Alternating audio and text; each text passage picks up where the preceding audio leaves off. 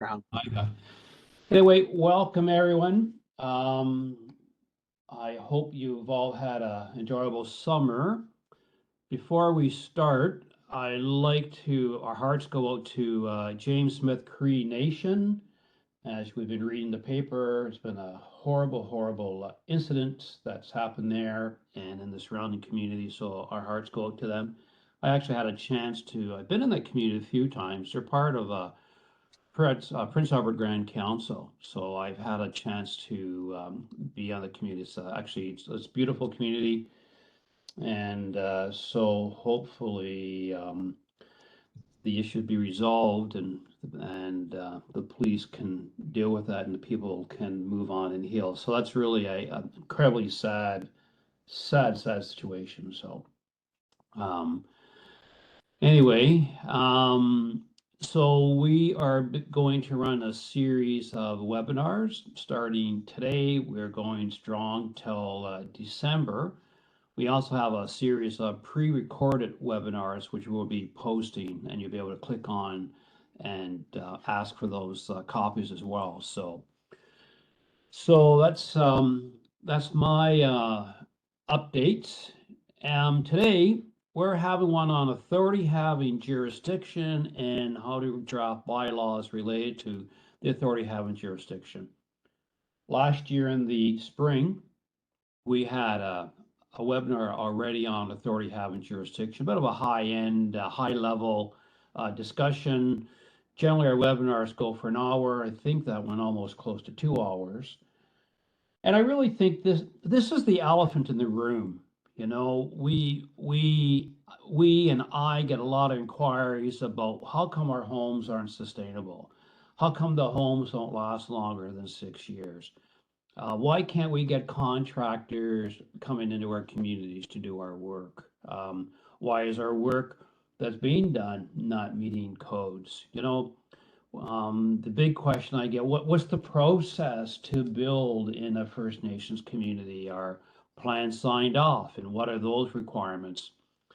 And the other big question is accountability, right? Homes, as we know, are extremely expensive, and the communities borrow the money because housing is not free, and they borrow from the bank. So you would hope that if you're borrowing 300 or 400,000, whatever you're borrowing from to build homes, you hope you're getting the proper quality. So question of accountability. So that led us to a further discussion on authority having jurisdiction. So in this webinar, we're going to talk about what is authority having jurisdiction, and mainly like how does this thing work off reserve? This is not a new invention, right? This has been taking place in municipalities and towns from coast to coast to coast off reserve. Um, the next question, how do we get authority having jurisdiction in First Nations? I want to focus on that. I also want to focus on a couple major projects that we're focusing on that really help to address the authority having jurisdiction. The one project is the Indigenous Building Knowledge Exchange and the radon gas, because we're working on a project with Health Canada and ISK on radon gas. And what we're addressing is people building new homes in radon where communities have a very high levels of radon gas. They are the authority having jurisdiction, and it's important that you take the proper radon gas mitigation processes when you're building homes to ensure that the families in the homes are safe from radon gas. So we can talk about that as well. And as you know, we had already a webinar on radon gas. We have another one coming up focusing on mitigations. The second last point is I want to focus on how do we develop bylaws to ensure we have the authority having jurisdiction, and also want to look at some of the challenges associated with authority having jurisdiction. So I'm going to try to move this within two web sessions, today and Thursday. And if we have to, we can extend it possibly into early January. So, okay. So 1 minute, Claude. So I gotta move. Oh, there it is. Okay. The recording button was right in front of me, so I couldn't see what was happening there. So what is the authority having jurisdiction? Well, in land development, the authority having jurisdiction is generally shared, is a shared responsibility among all levels of government. So the federal government, they have the authority having jurisdiction for their federal properties. The province has the authority having jurisdiction for their properties, but as well as through the Constitution, the province delegates the authority having jurisdiction down to the local governments, the municipalities and towns. So then the local governments, they control, for example, their planning issues, right? The provinces protects their interest by passing bylaws and regulations, and these are through the building codes and standards, except for unorganized areas, and we'll talk about that later. Also through the planning acts, the municipalities take control of their authority having jurisdiction. Okay. So once the authority having jurisdiction is adopted, so the municipalities, the provinces under the Planning Act, and each province has a similar planning act. Each province has like a municipal act, and each province, except for the territories, they follow the NBC and New Brunswick NBC, I believe. They all adopt the building codes and the standards. So once those are adopted, they pass bylaws, and they establish a legal framework whereby the municipality says, if you're building in our authority having jurisdiction, we will take control of that. And we want to make sure that those homes are safe. We want to make sure that you're building them to code. We want to make sure that electricity and hydro and gas and all the connections to the home are safe. And we do this process through a building permit system, plan review, checks, and inspections. So they take full responsibility because, as we will talk later, they have been held legally responsible for their failure to exercise their authority having jurisdiction. Okay.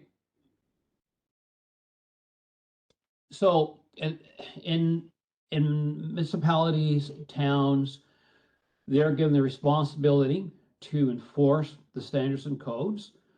They're given the responsibility to make sure everything's done in terms of process, the architects, engineering plans are done properly. And this all falls on the shoulders of a chief building official. So each municipality has a chief building official and their core responsibilities for building codes. But the authority of having jurisdiction, it also goes with, for example, there's a chief electrical inspector, and they're responsible for industrial, medical, and commercial equipment installations for the Electrical Act. There's the fire department inspector who has the authority to enforce the fire codes. And there's also in Ontario, for the smaller municipalities, they hire under a contract, they give the authority having jurisdictions to a county. So, for example, a small county of Lambton County down by Sarnia area, they are the authority having jurisdiction for a bunch of smaller towns. And these smaller towns, they can't afford a planning staff full time. So the county has a planner who is the authority having jurisdiction, and they have inspectors, and they are responsible for all the construction in that area. And so that's how these smaller towns continue their authority having jurisdiction through contractual relationships. And by the way, we've been talking about that even from a FNNBOA point of view, correct? Like a lot of these smaller communities, First Nations, they can't afford to hire a planner, they can't afford to hire an inspector. So theoretically, tribal councils should have that same contractual relationship for authority having jurisdiction. And to my understanding, this has not really happened, and it should be happening where tribal councils have a contractual relationship to enforce the building codes and make sure that they're being done properly. And when they're done, it becomes a turnkey home given back to the community. And we can talk about that further. Okay. So during planning of buildings, the authority requires that they meet comprehensive plans and zoning regulations. So again, many of the First Nations communities, they go through these comprehensive plans, a 5-year plan, and municipalities also introduce zoning regulations. So here's like a map you can sort of see of a community, and has various colors, and they represent different types of zones. So we're talking about we have a webinar on zoning and planning, and I believe that's coming up in a couple of weeks. So we're going to more detail about zoning.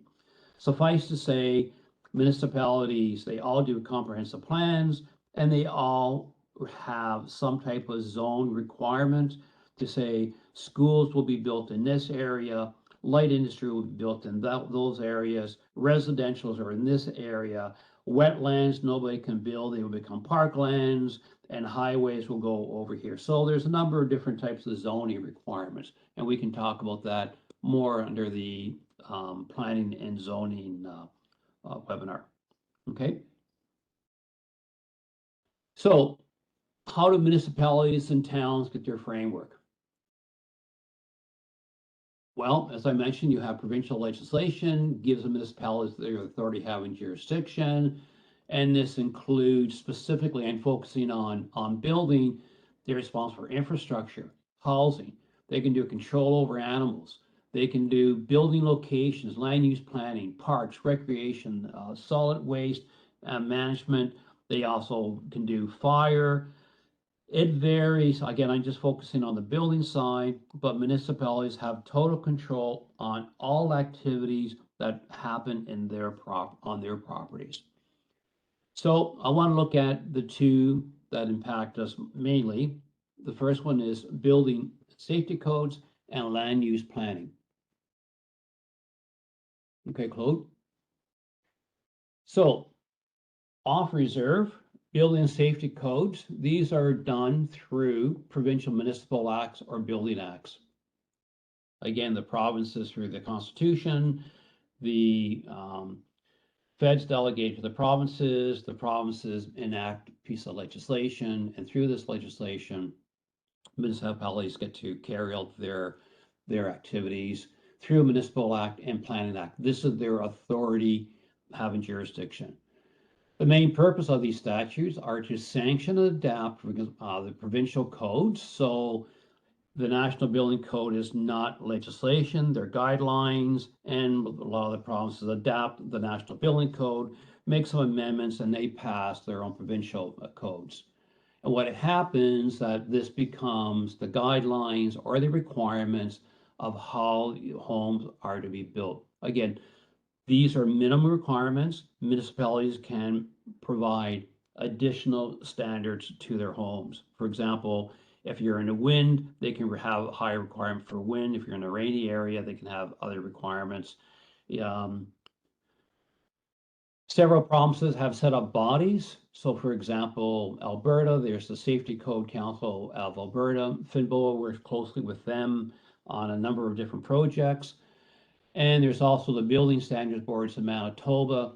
And this is where if something's being built in Manitoba and Winnipeg and you don't like it, then it goes to a building standard board for review. And all provinces have a process for appeal process, something that we don't have in any of the Indigenous communities at all.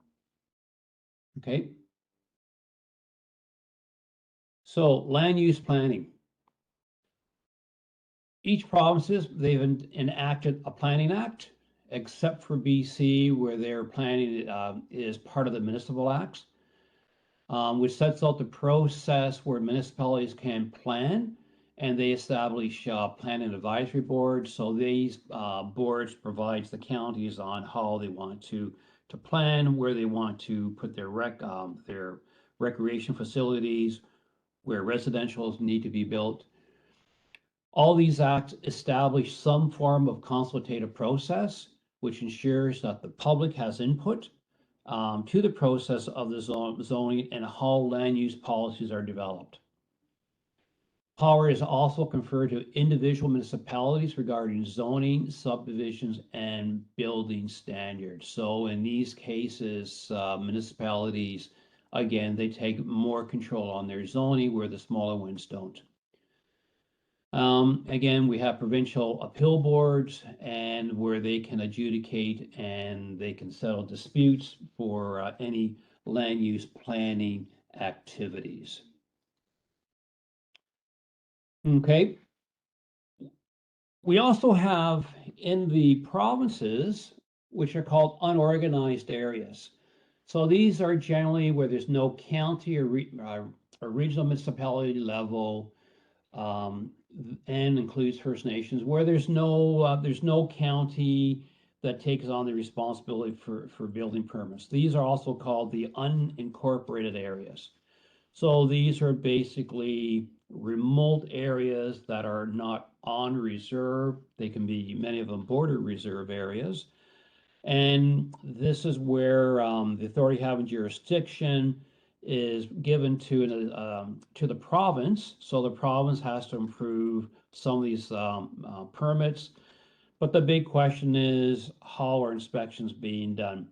So for example, unorganized area, there's Cochrane and Algoma of Ontario. There's a lot of unorganized areas in Alberta. And what happens is these areas, somebody's building, the requirement is on the person building to make sure that all the inspections are done properly. And many of them would do that anyway. They would hire an engineer to make sure everything's being built to code. And because why would they do that? Because they are personally putting hundreds of thousands of dollars in a home, and they want to make sure it's being built to code so that everything happens. They can make sure they get proper insurance. So there's a bit of a catch-22 for these communities, for these unorganized areas, to make sure that they comply. But it is different. Okay. Next, please. So how does authority having jurisdiction in First Nations for funding operate? Okay, we talked with municipalities. They have provincial piece of legislation, the Planning Act, they have the Building Act, and this is delegated to the municipalities, and the municipalities pass bylaws, and they get their enforcement. So in First Nations, the Indian Act gives councils bylaw making powers, so they can pass zoning. And again, this is where they can divide the reserve up into zoning areas where they can maintain certain classes of business or trades and zones. Again, residential areas, light industry. You cannot have a gas station within 100 meters of a school. They can also pass building by regulation on the construction, repairs, use of buildings, whether owned by the band or by individual members of the band. And they also have land surveys where they have to require, or they have to provide surveys, and they issue certificate of possessions or certificate of occupations for the allotments of property. So these are the three areas where they achieve authority having jurisdiction through the Indian Act. Next. There is also the First Nations Land Management Act, which allows council to enact and administer their own land codes. So these are the communities that are opting out of the Indian Act. And the FNNBOA gives First Nations the ability to create a modern tool of governance over their land resources. So they can develop their land codes, they can pass bylaws such as environmental, matrimonial, real estate. They can enforce their laws. They can establish intergovernmental relationship with provincial and municipal governments. And they also can clarify the legal status of bands and band councils. So the First Nation Land Management Act is a wonderful tool for some of the communities to exercise their power. So one of the best examples is West Bank First Nations, and a lot of the modern treaties in BC have adopted the First Nation Land Management Act and have implemented a number of bylaws and rules for construction. And I am hoping that we have a couple people that live in those areas at work. Rosita generally is from that area, so hopefully she'll pipe in. Okay, and so before did I miss a slide there? Zoning, okay. Okay, there we go.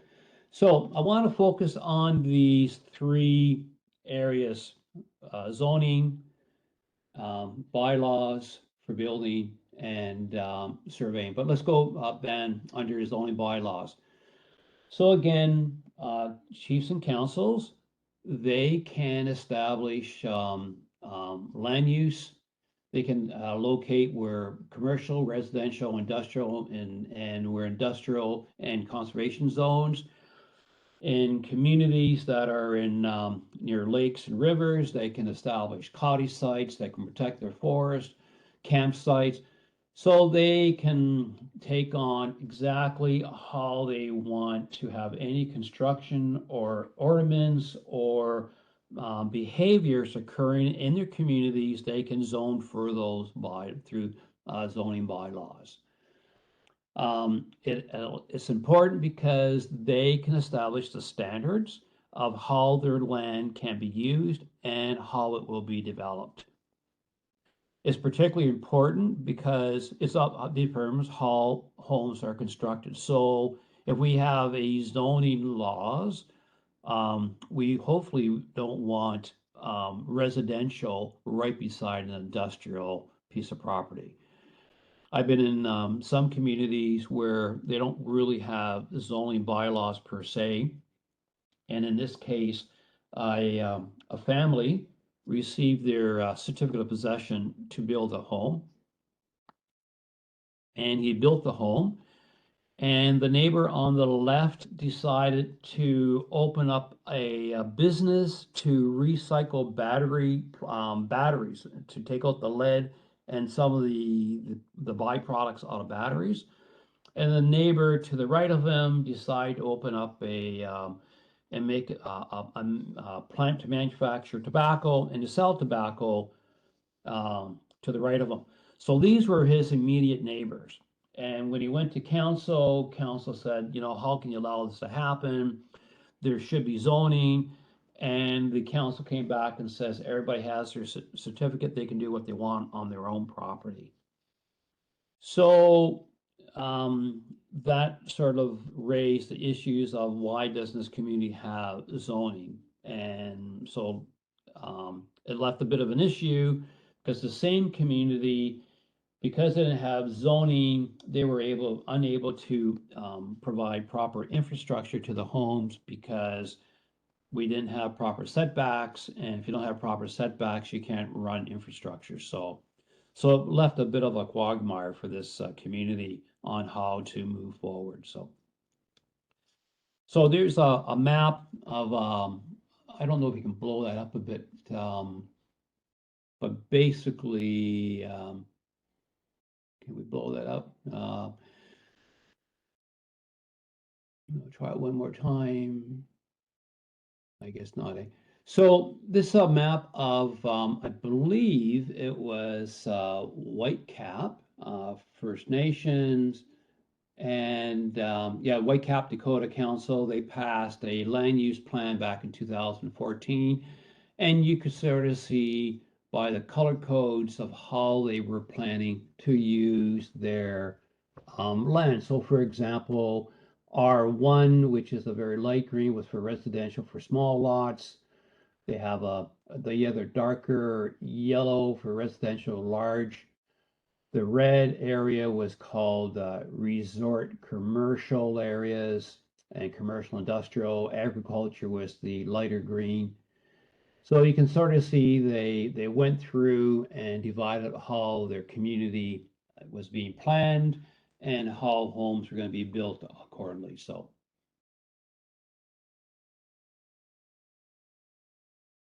building bylaws. Under building bylaws, the band council can control the areas of property maintenance standards, and the obligation to keep their homes in need of repairs. So, for example, some communities pass bylaws to say you cannot have vehicles that are not being driven stored on the property. You can't have old, materials, couches on the side. So some communities have taken to maintain some property standards. They can introduce for pest prevention, for cockroach, ants, and termites in the communities.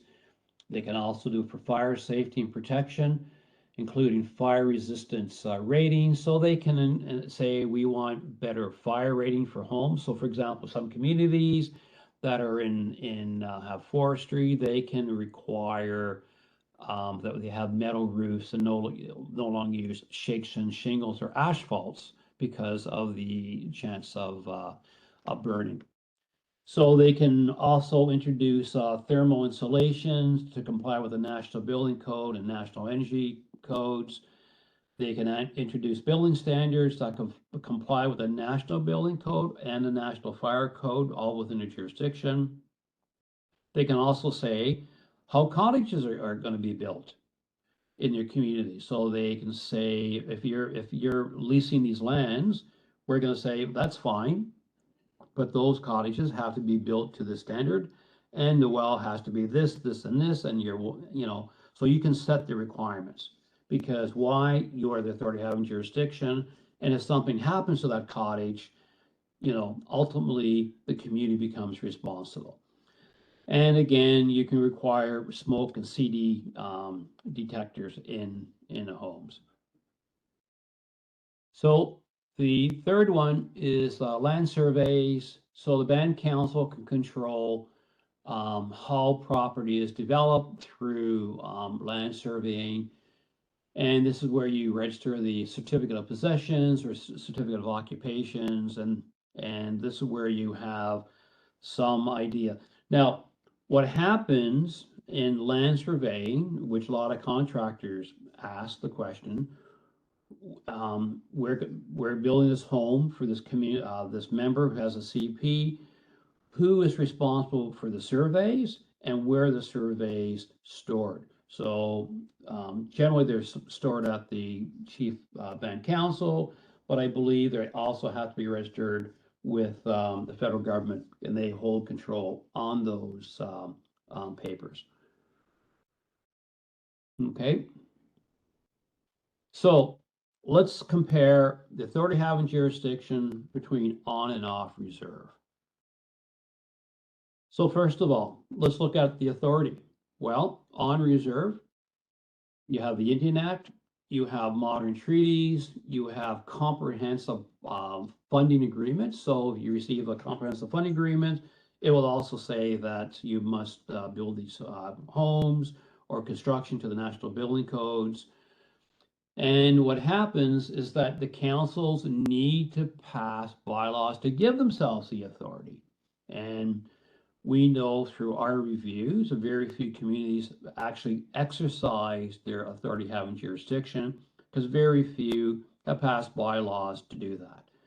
The last time we looked at it, I believe there might have been maybe, at best, maybe a dozen. And even those dozen, they're quoting building codes that don't even exist anymore. So this is a really lax on First Nations, because we have the authority, but nobody actually exercises that authority.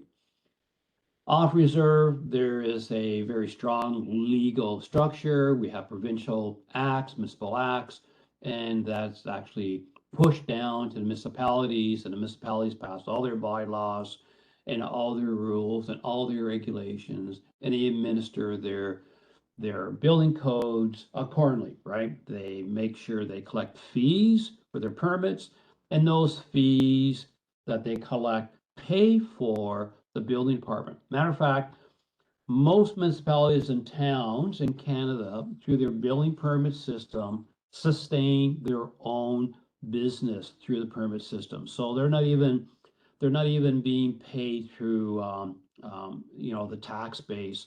A lot of these building departments, they can sustain their own revenues by the issuance of building permits and fees associated to that. Again, I don't know how many building permits are being issued in First Nations, which I believe is next to zero.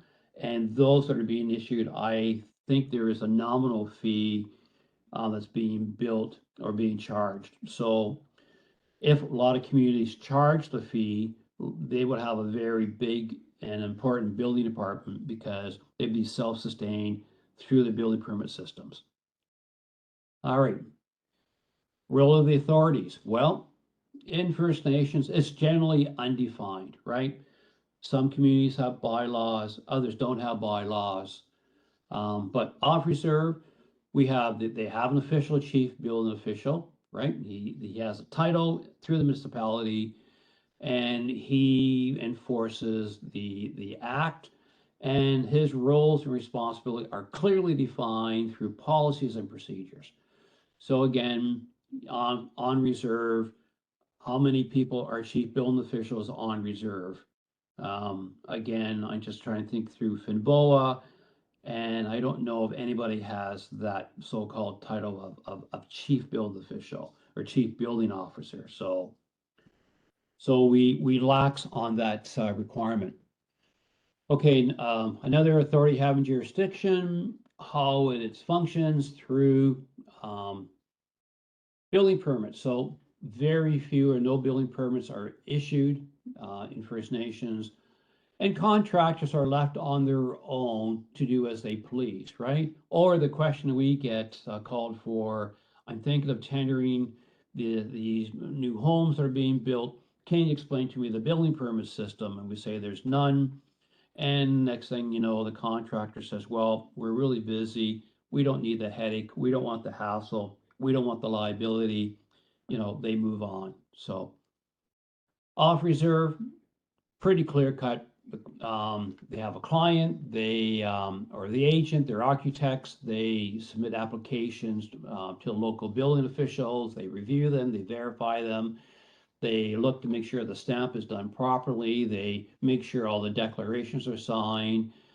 It's a very entrenched process, right? That everybody knows. What I like about this is that, architects' plans, they have mechanical plans, they have set drawings, all these are being reviewed to make sure that they meet the municipal standards, which is mainly the provincial building, but they also may have some additional standards. And the contractor is mainly responsible for getting those building permit systems. Okay. Official review. Again, important here, you're building in your community, you want to make sure this is being done properly. So on reserve, yes, there are some communities that have a process reviewed. So chiefs and councils, tribal councils play that role for many communities. Many communities sometimes may hire, maybe a third party to look at it. But basically, the majority of communities have no formal process in place to define their authority having jurisdiction. So again, if you don't have a building permit system, you don't have any system in place for making sure your plans are being reviewed by people who have the authority and the competency to do it. Off reserve, official review the application, make sure it complies. They look for fire, they look for planning, they check for health, they check for forestry, they check for environmental issues, they check for public works. So it's a whole process to make sure if you're building a home that you're able to do so. Once these documents are approved, then they issue a building permit, right? And the applicant is advised of any non-compliant issues. So the onus is on the applicant to make sure that their home is in compliance. It's not up to the municipalities. So again, there's a very detailed structure for off reserve. And again, for those municipalities that do not have the capacity, they do a contractual relationship either with a county or they hire a third party to play that role for them. Okay. So again, how do we exercise authority having jurisdiction? we do that through building code inspections. Well, we do know that in First Nations, they're required at various stages, and it's done as plans are being reviewed.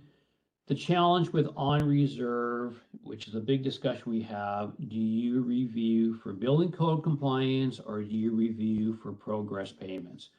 So what happens, and this varies from communities to communities.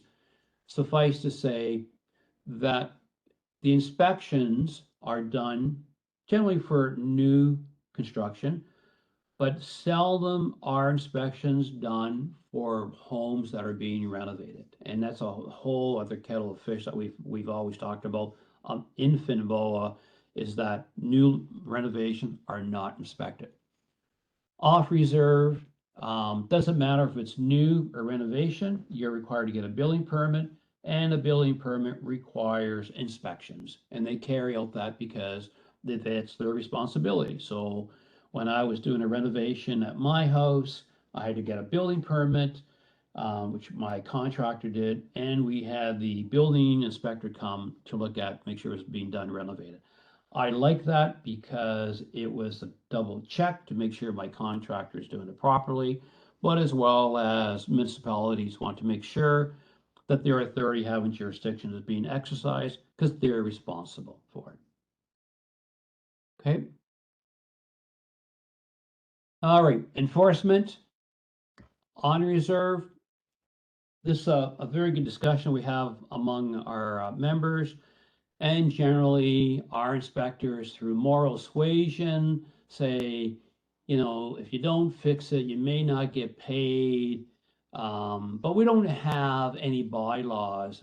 I think I've only seen one, maybe two, under the Indian Act. So there's some of the modern treaties under the FMLA Act. They have some stop workers, but generally, many First Nations cannot issue a stop work order. Off reserve, you can issue for compliance, and you can issue a stop work order to make sure it's done properly. And there's also moral suasion and education on the behalf of the inspectors to educate the contractors.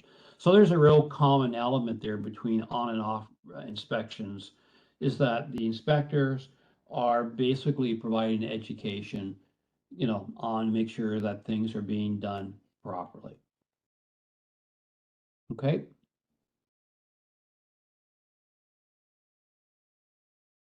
Court cases. So as I mentioned earlier, yes, there have been many court cases where there's been the municipalities have failed to take on their authority having jurisdiction, and they have been sued. So on reserve, there's no cases directly. However, there are some cases where the municipal or the First Nations through their chief and councils didn't act reasonable. For example, it was under a financial situation and they were held to account. On reserve, there are many, I believe, municipal decisions that could impact First Nations on the way they've been ruled. So again, there are several court cases that talk about building inspectors and the process and how this has impacted the municipalities. So I'll stop there for a bit. I noticed the chats were going. Go ahead, Claude. We can try to address a couple of them.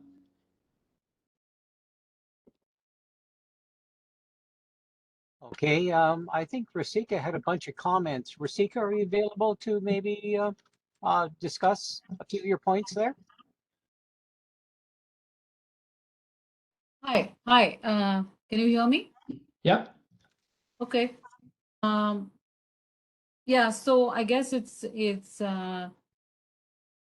different for Suwasan First Nation because we are a self-governing treaty nation, and we've just completed 13 years, 13 plus years of having signed a treaty, and so the prerequisite of the treaty itself was developing land use plan as well as the Land Act and several different, the zoning bylaw and several different regulations as well.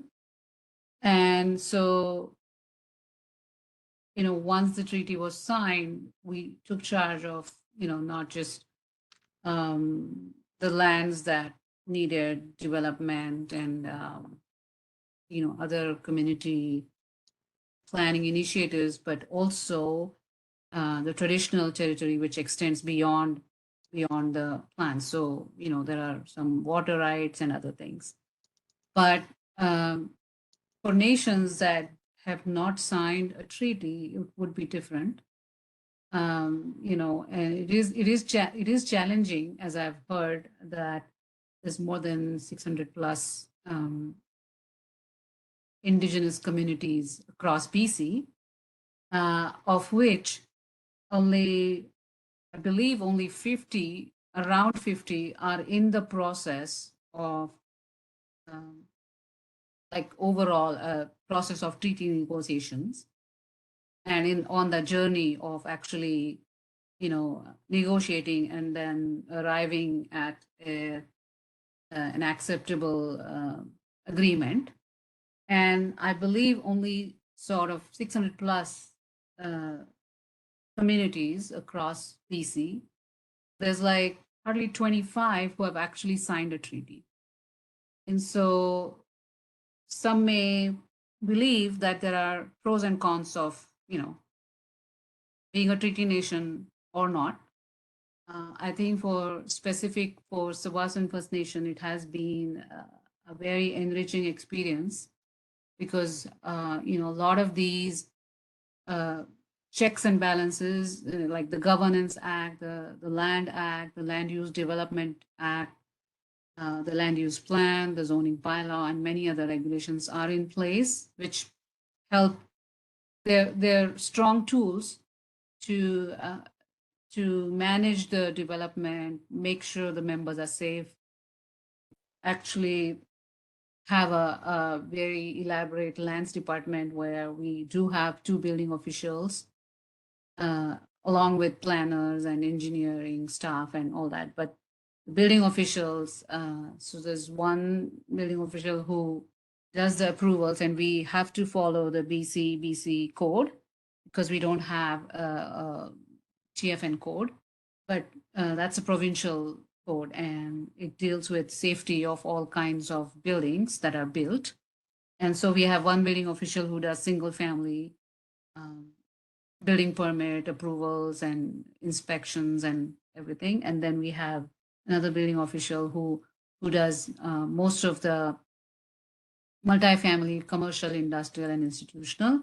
So for TFN, there's a huge portion of lands that are leased out, that are placed on long-term leases because our act actually does not allow selling land to non-members. So there are 4 developers who actually have completed several phases of development, all kinds of residential, multifamily, which is apartments, townhouses, duplexes, single family, all that within the leased area. We also have an elaborate commercial development, the mall, as well as the open Tawasin Commons, that's called. And then we have huge industrial buildings as well. To quote one example, the Amazon warehouse, which is more than 400,000 square feet. So there's, and there are others. So these are all mostly, all these lands are placed under long-term leases, 60 years, residential are 99 years plus. But we have a very elaborate system in place, thankfully, that was developed before the treaty was signed. So that's specific to TFN. And of course, the code plays a major role in ensuring safety for any building users and residents. So Rasika, if I had I receive some leased land and I want to build a home, then do you guys have a building permit system or? Yes. process, Yes. right? So we have an elaborate building permit system. The building approval goes through the building officials, which is through the land department. Okay, The leasehold area, basically, uh, we just regulate the growth through the, rezoning. So these are all, reports that go to an executive council, um, who are in charge of the day-to-day, and, decisions. But basically rezoning, subdivisions, development permits and building permits, all these are approved in the leasehold area. And there's a members housing area, which is basically an adopted area that's called TFN community area, and that has member-owned homes, non-market housing, affordable rental housing projects for members, as well as some facilities like the youth center. Now the elder center project has also started construction. So there are some in the rec center, some facilities that are used by members. So that also, the projects like single family homes that the members build also have to have a building permit approval, and it goes through that process. what is the charge for a building permit? Is it sustainable? Is it based on the size or the value of the property, or it's just a straight Yeah, application? well, it's yeah, I think it is sustainable. I'm not totally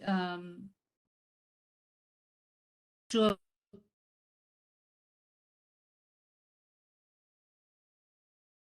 Oh, I think we kind of lost her okay, communication. okay. One of the questions, John, I was going to ask Rasika about was, I know in my area, when we talk about building permits, often there's other related charges associated with that, which is basically a cost recovery for things such as services of the land. So for example, whether it be roads, parks, park levies, sewer connections. Hey, I want to have a nice driveway. Let's charge a little bit more. So I mean, the cost recovery certainly makes a lot of sense to affordability as opposed to putting a burden on the community. I guess. Well, I agree, and I've raised this with actually some communities saying, why don't you and put a levy on? The problem is a lot of the chief and councils, they build their own homes, right? So they're the main builders, so they're not going to charge themselves back. But I think when communities now are starting to see, people receiving their lease land or CP, that they may want to start considering charging these levies as well. Because if somebody's moving back to build, then they should be, a levy should be applied to those homes being built. The only exclusion would be chief and council. They're again, they're the builder, chief. They're the builders, they're the inspectors. Yeah, go ahead. Sorry, did you hear any of the things that I just Yeah, spoke? yeah, we did. Your voice just dropped at the end, and you were Yeah, talking I about. wasn't sure. I think there's the Wi-Fi issue. My apologies. I didn't Okay. expect this. But I was just saying that, yeah, we do have a very streamlined approach. We do follow the BCBC code, which is the provincial code, and make sure that every building, every that's built is safe. And there's a building permit issued. So that's that. But then within the leasehold area, like you asked me about the building permit costs, within the leasehold areas, I don't know the exact formula that's used to calculate the building permit cost. But I was saying that there's 10% park dedication. If not, then there is some sort of a contribution, which is called their levies that are Okay. paid by the developers, and then those are used to construct new amenities that are missing in the community for the members. Like, for example, the boardwalk that was built with the OSL monies, which has been used, by members as well as non-members who live in the leasehold area. Right, so that gets back to Claude's question about levies. So they sort of do a bit of a levy system then, there. Yes. Yeah, so, okay. All right, we'll take another chats there, Claude, if you wish. Oh, okay. Sarah, are you still online here? Feel free to open up about your point there. Thank you. Yeah, actually, it's really similar to what Rasika mentioned for Utrecht tribe government. The only exception would be we don't have a building official on staff. And so we sit on the board of the Alberni Clay Plot Regional District. Okay, And we have an agreement, so we use their building officials for all new development. yeah, so you have a contract relationship with them. They provide those for you, which is perfect. Exactly. Yeah, that's right. Yeah, it's really a good cost-saving mechanism for us as well because we don't have a lot of construction. Exactly. Fantastic. And that's right, because you don't need to take on a lot of build the capacity for several homes, especially if a neighboring community can provide that to you. So yeah, that's terrific. That's a really good model. Thanks. Okay. I've got a comment here from Katie, Katie Hicks. Is there a definition for on reserve versus off reserve? Yeah, basically on reserve would be anything that's under the Then yeah, the Indian Act. Yeah. Okay, and I've got another sort of general comment, but Jessica,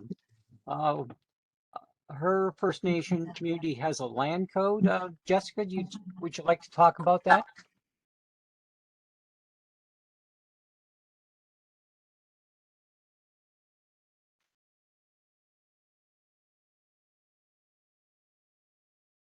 Oh, no, not at this time. So yeah, we become First Nations. They're similar, I believe, to West Bank First Nations. They've into a modern treaty, I believe. I can check and confirm that up. And so they're moving towards land codes and very similar to the to Wessawan and West Bank models. So okay. Oh, they're not. Oh, she just put a comment there. What was that, Claude? Jessica said no treaty yet at stage Okay. 5. Stage 5, yeah. So they're moving that direction. Okay. So, John, authorities having jurisdiction, certainly we can see there's a lot of challenges, certainly in First Nation communities. You've expressed quite clearly, certainly off reserve, we know that there is a more formalized structure that's been working for, as far as I know, a long time in my history of design, build, and construction. And certainly it works. And certainly, I think one of the challenges I've always, I guess, encountered is talking to some of my fellow classmates that I went to school with many years ago, is the challenge of off reserve, too many houses to be inspected. So they only do what they call a partial or a percentage of the new build. So for example, my buddy said 1 in 10 houses were inspected, and they expected that the same builder would build equivalent for the next 9, I guess. Your thoughts? Well, very good question, because one of the issues that I actually have with the building inspection system, and that's exactly it. If you look at, for example, the regulations of electrical contractors in Ontario, and I believe the model is similar to other regions. So electrical contractor, they can self-approve their own install. So, they can install the box and they can sign and say inspected by, and the contractor will sign his name. And what happens, he's allowed to do that, but if there is an inspection done by Ontario ESA, the Electrical Services Standards, and it's not in compliance, then that fellow will lose that capacity and everything he does has to be inspected. So that will slow him down. But in building, I often wondered why, if you have a contractor that's reputable, hired properly, providing the proper service, has the staff, such as an engineer on staff, to sign off, I don't know why you can't use that as well. So in Europe, for example, they don't use building building inspectors. It's all done through a company's own engineer. So, Yeah, good point, John. I mean, certainly, it's not a perfect model, but certainly on the whole topic of authorities having jurisdiction, it boils down to certainly, hopefully, a good relationship. I think you brought up the word of certainly accountability, and hopefully, I think we would like to see certainly in many of the communities, both on and off reserve, better condition for housing in general. yes. So I'll make one last comment and we'll continue on Thursday.